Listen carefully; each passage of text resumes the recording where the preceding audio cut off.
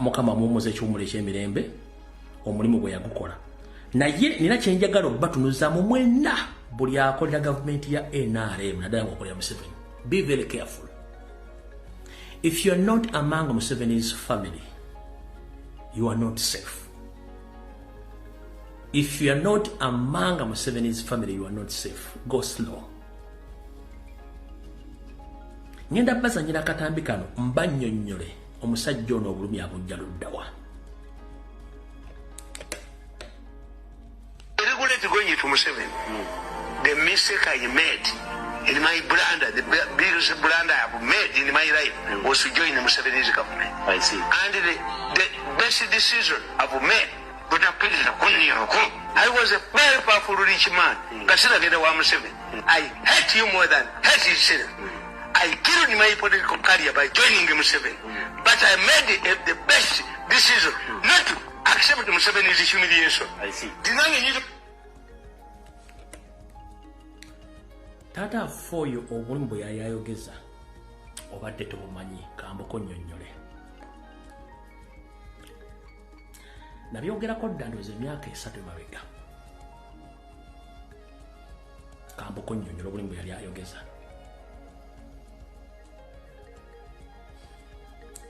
Omwami oyo yali nfanfe wa Ssaabasajja Kabaka Ronald Muwenda Mutebi II. Yali nfanfe nnyo nga buli kimu akimanyi nga bwekitambula mu Buganda. Wabula yakemekkerebwa n'agenda ewa Museveni. Omusajja oyo n'akola okusalawo ng'alowooza nti kwali kugenda muyamba ng'alowooza gwagenda okukolera ddiiru eno amwesizira agenda muwa kyeyali ayagala mu bulamu bwe. Kyekiriwo eyakwata ebyama byonna ebya Buganda n'ebya Ssaabasajja Kabaka n'abigamba Museveni, n'akola n'andiriisa ebbago butya bwe basobola okumala Buganda ne Kabaka amaanyi, n'abikwasa Museveni. Bamala bimukwasa n'akola nabo emyaka 15 ne bamala ne bamulyamu olukwe. Kati mukulumu okwo kye yakola muli aba yejjusa nti n'eryamu olukwe n'endya mu Buganda olukwe nga mmanyi nti benkolera bantu kumbe gaali mazike. Kyakugamba nti yejjusa.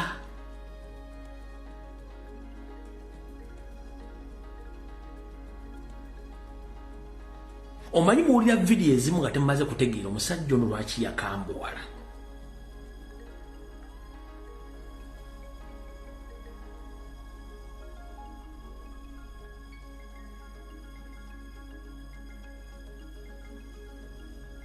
Kankunnyonnyole mu nnyonnyola gy'oyinza okutegeera ennyangu ennyo. Oli mukyala, olina obufumbo bwo, naye mu bufumbo mbeeramu obutakkaanya. Naye omusajja omusiguze n'ajja nga akulondoola, akutambulirako, akusuula ebigambo. Nawe olw'okuba nti olinamu obuzibuzibu mu bufumbo, otandika omwami ono muwa amatu omuwuliriza. Omwami akugamba obugambo obuwoomerera. Era musinkana omwane ku byalo n'alambula. Kati bwe mufunawo obutakkaanya n'omwami ogayi lwaki mbeera ku kino ekisajja ekindi kaŋŋende. Ng'omukubira essimu ng'omugamba nange wa musajja nnobyeyo ndi wano waffe ejjo nkime. Hanga omusajja akale ng'akolamu ng'ajja ng'akukima ng'ambeera mu mwezi gumu. Naye kye yakkola ng'ate alinayo omuntu omulala gw'akikola. Kati gwe bw'omanya nti ate yakusigudde naye alina gw'asigula ate nawe otandika okunyiigira ono. Okitegeera nga ne w'omusajja tokyasobola kuddayo. Kitegeeza nti ono yakozesa ensobi. Yensonga lwaki aregulatinga ekintu. Ntoziba okitegedde. Mu kunnyonnyola okutono okitegedde. Yalowooza yali alaze okuteeka amaanyi ge n'ebyama bye bitunda. Yali waakufunamu mu bulamu bwe. Naye omwami ono mu State House yali afuna emitwalo 7 ng'omusaala. Bw'ogatta allowance ze zonna ne gujja gwenkana $1.5 million omwezi. Ze yali afuna emyaka eyo gyonna. Wabula bw'atandika okutegeera nti bano baalimu si bantu, ne batandika omulimu empindi ku mabega. Omuli Mukoddomi wa Museveni Lwabwogo awujja muwala we w'ekiwojjolo, omuli ne Frank Kajiji tumwebaze. Gw'olira lutoto ya Pusseyimu omuli Frank tumwebaze, omuli Andrew Mwenda, eyo gurupu ya Lwabwogo yali tasobola kuwona gurupu eyo. Yali tasobola kuwona gurupu eyo. Kuli Odrek Lwabwogo, Frank tumwebaze, Andrew Mwenda, ne gurupu yali tasobola giwona. Kyali kizibu nnyo okugiwona. By'ebigambo bye baddayogera ng'asimba amannyo, kubanga bye yali akoledde abasajja bano byali bimumala okuba nti mugagga muvundu. Mutegedde lwaki abadde mukambwe nnyo. Ebintu bye yakola yali amanyi nti abantu baakoledde ekintu ekyo baali balina omusasula buwumbi na buwumbi bwa nsimbi okubanga ali mu good life.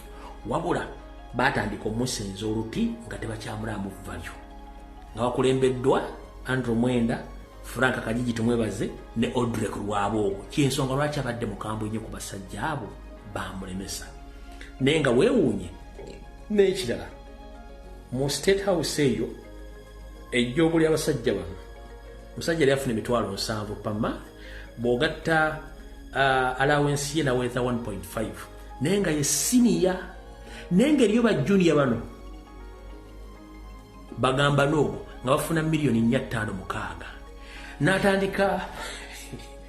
N'atandika okukola okwemulugunya biki n'ebira bingi bye sijja kwogera bagenzi sogera kintu kikyamu ku mugenzi, n'ebira bingi nnyo ebiri fane. Naye abaali bakozeeko mu makampuni naddala g'abano batutu gamba n'ogwo, kuba nange ndi victim. Baleeta omwana from nowhere naye nga gamba n'ogwo, n'omutraininga nga talina kyamanyi, n'omutraininga n'amanya buli kimu.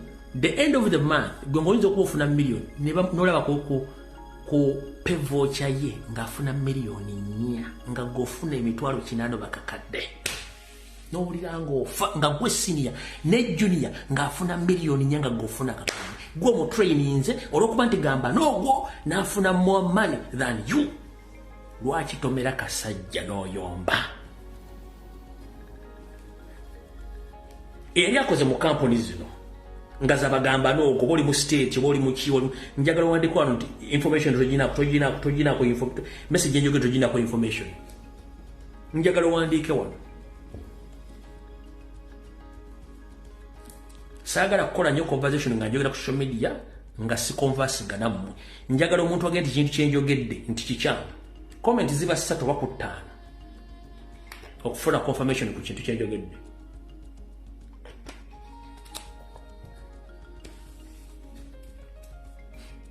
Ndi victim w'ekintu ekyo.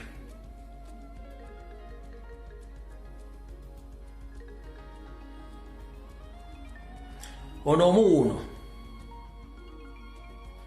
babiri babano kyali Simba Josephine, ono Jasmine Serunkuma, bano babiri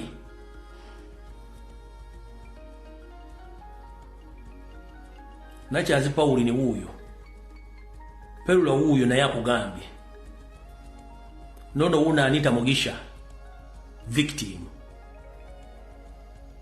Nakamanya victim, nono uno Asaf Arthur Khan. This is the system agenda wetyo mu Uganda. So abantu bangi bafuse ba victim mu situation ngeyo. Bino byembagamba it's on record, true story na buli kimwe ekibaddewo. So ola omuntu nga akola ministry oba akola mu government akola mu State House nga yambala basuuti babasasula bubi naddala ba indigenous nenga gamba n'ogwo ng'afuna sente empya n'enkade. As it is right now, the SFC guys are earning almost $2 million per month. UPDF serving officer afuna emitwalo 4 nga tebanajjako NSSF unused placement NSSF local tax biki agenda okumekeza nga afunye emitwalo 3. ng'esigadde zonna bazitutte. Okitegeera? Kati wano waava obuzibu bwe. Era buli omu State House ne mu bitongole bya Museveni buli omu ssente azifuna lulwe. Babawerera mu bbaasa ng'omanyi. Sibire mbeera mu kitabo buli omu afuna sente sayini nga n'ogenda. Buli omu bakuwa bbaasa yokwata afunye 3 afunye 4 afunye 5 buli omu. Gwe bakusaba kuteramu mu kitundu owumanga tulakita tali mu diesel. Nenga gwe senior.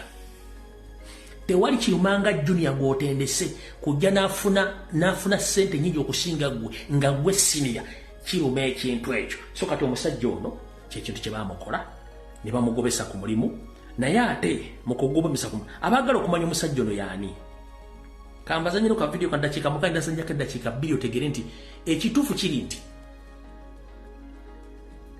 ekirungi kyogerwako. Omusajja ono abadde mugezi,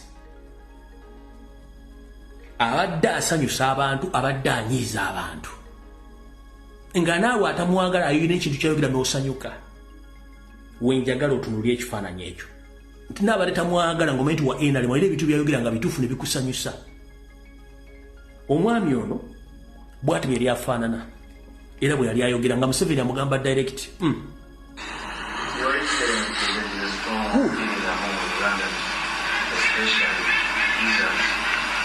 You have abandoned the economic shaft. For instance, regarding businessmen and women are being displaced from food settlement by millions. They are being charged $11. They don't get any portion from government. These are women who have been earning money in markets. Markets have been taken over by the economic shafts, the capitalists, everything that they do. Muka video kano yali abooza Museveni nti ssebo lwaki yabayita ba peasant traders, lwaki bannayuganda abakola bizinensi ebizimba bibasasuza mu musolo babasasuza mu ddoola ate babajjako omusolo mungi okusinga ogw'abagwira abayindi n'abalala. Museveni mu kumuddamu yamugamba tewali wa peasant traders. Okitegeera bino byemulabe bali mu kwekalakasa ba traders ono yali yabyogera dda nga yabuuzanga Museveni ebibuuzo ebikakali yali yabyogera dda. Okitegeera gwe mulabire abasinga obungi mulabe ono nga akadde ffe tumugoberedde emyaka mizibu nnyo emabega. He was a threat once he was a threat to the state. He was a real threat to Museveni's government. Gwenga bonoga nti kati nze mbadde wa Nuupu kati ngenze mu NRM toyina kyogenda kukyusa kabula nga ne bugga lyala bis. Nkiddamu tebakukomekereza ne bakusadyusinga okusikiriza mb'ogenze mwe toyina kyogenda kukyusa mu gavumenti ya Museveni. 1 toli ssengawe, toli kojjawe, toli muganda we akolera ku system ye nga ye. 2 system ya Museveni eringa abataxi be Kampala, they care more about the coming customers, not usually who is inside the taxi.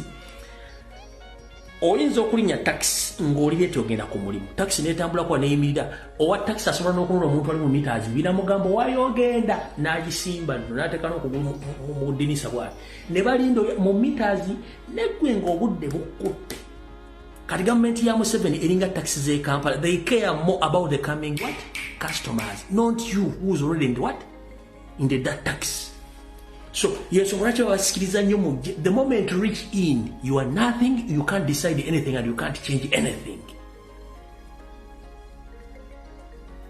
Kati gwali yasereza Museveni ng'okimanyi nti tolina ky'osobola kukyusa ku sisitimu ye ey'obubbi, ey'obwenguzi, ey'obutemu n'okwesibira mu buyinza. Tolina ky'osobola kukyusa.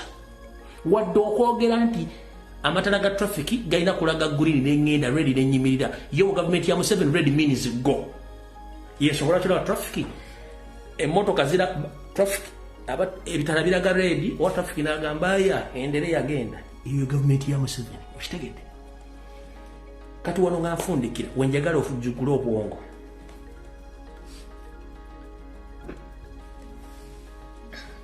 Mnindo katono. Mu nsi yonna ne mu Uganda tukimanyi nti omuntu okufuna ssente, either you are selling a product or you are offering service. To earn money, you are either selling a product or you are rendering service to someone in the return to get money. Munsi yonna nga ne Uganda mwogitadde okufuna sente olina okubanga olina kyotunda oba olina obuweereza bw'oweereza eri omuntu akusasule sente. Si bwe kiri tiina. Golooza lwaki Museveni bw'omucriticizinga ng'oyogera ku bibi byakola akuwa sente? Ng'omuvuma omujereka omugadi mubbi mutemu n'akuyita akuwa sente akuwa zaaki? Kubanga aba ayagala osirike ku bibi byakolera abantu. Kati gwe gowa sente sokoloozemu byemba bampa sente byembadde njogera bivuddewo bikyuse. Okutta abantu kuvuddewo, okuwamba abantu kuvuddewo, okuba abantu ku mataka kuvuddewo, school fees akendedde, kiwamba abantu kivuddewo, okusoba abantu balina emisango kuvuddewo. Think twice before you act. Sokolooze nga tonnalya sente ya Museveni kubanga byobadde oyogera afune embavu ekuyitanga omuli bubi tebivuddeewo. Ne bw'omwegattako buuza Nobert Mao, Nobert Mao obubuuze yagendanga yeesagambiza nga akimezeza okwekuba ngenda kukyusa gavumenti tufune peaceful transition. Yeyafuuka peaceful transition ye kennyini. Okyamuwulizaako kyeyakozeeko ekinene kwe kubba omukazi wa munne Bungereza n'amuwasa embaga. Mao mukuva mu DP gitondayo kyafunamu ekinene kwali kubba mukazi Bungereza, mukazi wa munne n'amuwasa embaga. Kitegedde bulungi nnyo. Ekirala ekyokulabirako Edrisa Musuuza Muganda ffe nago mumanya. Abantu basabye corporate almost for 15 years. Ye najja n'agaba taddewo federation. N'ayita buli muyimbi yena n'amugattako. Nga bagenze kima corporate. Corporate babawamu ebintu ebyo. Bamuwamu billion 5 zatamanyi nsaasaanya na kiwojjolo. Era ebulwabeera ekiro nga ali mu kwebaza yazimba yaba ali ku corporate ye. Kati abayimbi basigale ba corporate mwagifuna. Ye Kenzo olwabeera bw'ate ekirabira mu corporate. Ati billion 5 takyamanye ziri yabeera mu corporate oyo bayita Museveni. Lwe Kenzo buli kiro n'emisana yabeera bamuwa corporate yeyebeera mu buliri. Abasigadde abayimbi corporate mwagifuna. We go bayita Museveni. You can't get anything from Museveni. He makes sure that he diverts you. Yakole byayagala kubanga tojja musobola. Mao yagenda okukyusa mpusaga yageza peaceful transition yafuka peaceful transition yafuna mukazi Bungereza go yabba. Kenzo yakima corporate bamuwamu Nyamutolo corporate abeera kuli ekiro. Abeera Misty ye afuna corporate abasigadde banonya corporate balera gifuna. Nomuzanya n'ensi gwe bayita Museveni super league. Muzibu nnyo. Ngenjala eruma ekiro. Kati abasigadde bonna n'abatwalire waggulu ne bakola jam session babeereyo nga bayimba. Kati yoyo gwe bayita Museveni oligino. So think twice before you eat Museveni's money or joining NRM. Kubanga tewali kigenda kukyuka. Nothing can change from Museveni's regime. When you are supposed to get money, you are either selling a product or offering service. That's how we get money. But joining Museveni that is giving you money for what reason? That is corruption. That is a bribe. So you have been criticizing the money all along. So you think that it's going to change anything because you join NRM? No way. Ajja kuwa obutuwa ofe. Kubanga ina abala omukolera bangi nnyo. Oyagala tegeera nti ajoga. Ulira bino. Museveni yangobanga mupi wange. Museveni namutunuulira bwenti ng'agamba. Do you know how to write?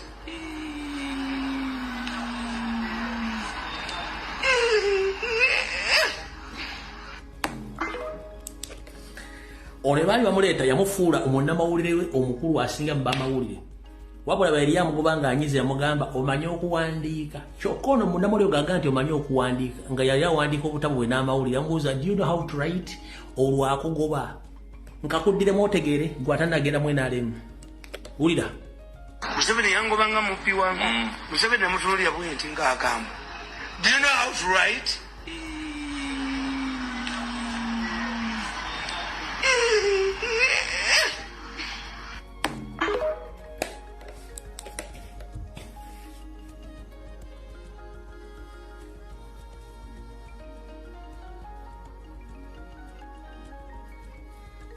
Kitegedde munnange nsobola okwogera mpaka ku makya naye sobola kusukka saa 2 amekwana tusinkane ku Rocktown saa 2 mbasaba tuve ku diversion mugenzi yagenze tudde ku nsonga z'ekiteezi ne ku nsonga z'abaganda baffe abawambibwa abali makomera nabo tugenda okukola